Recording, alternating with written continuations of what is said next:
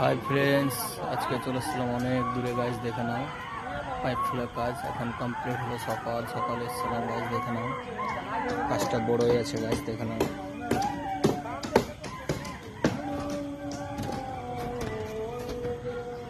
এখান থেকে স্টার্ট করে গাইজ অনেক বড় কাজ।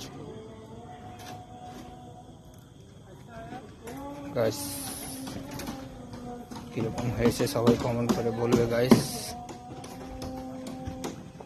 এখানে একটা সার্কিট বোর্ড করলাম মেন লাইনের বয়স, ওই সাইডে একটা করেছি।